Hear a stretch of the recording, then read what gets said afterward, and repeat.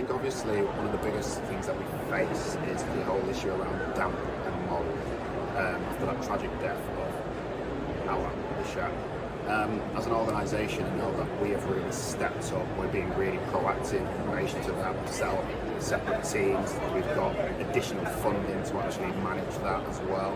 Cost of living, I think, for customers is a huge issue as well. I'm hearing from my housing management teams. I would also say the cost of materials, shortage of labour. I think the main thing is going to be the cost of living crisis and how tenants are going to pay their bills. I think that is the main thing people need to work on. I think for Taro, the thing that we are still working on is really trying to find ways for the tenants to have a voice and to be heard. Well, I think the introduction of professionalism, the sector, is a real challenge. In the next 12 months, you've got an industry where many people who haven't had any formal qualifications or formal training for many years are being asked to change their mindset. And their natural inclination is to say, well, why do I need this? So that's going to be a challenge, getting people to change their mindset and look at being professionally qualified.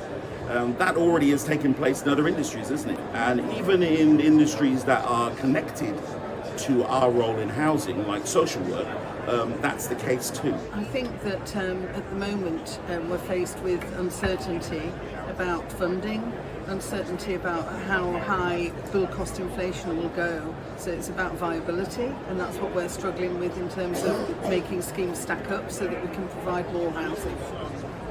Where do I start? I'm in the development sector, so we've got many constraints relating to increased costs, delivery on site through planning restrictions. We have investment challenges within the organisation and the sector as to whether or not we're investing in new homes or in our existing stock, and how we can achieve that balance.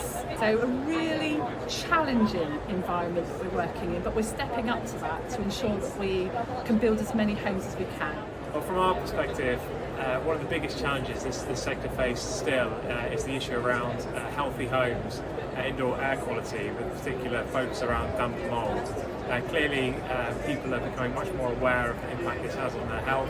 There's more complaints rightly about the conditions of the stock. I think the biggest challenges for the sector are the pressures finance are going to put on delivering services to residents. There's always the pressure to build, and the problem is, as the finances are squashed, that will no doubt impact on things like community investment, support services, all of that stuff. So we need to work out how we can do it all, basically.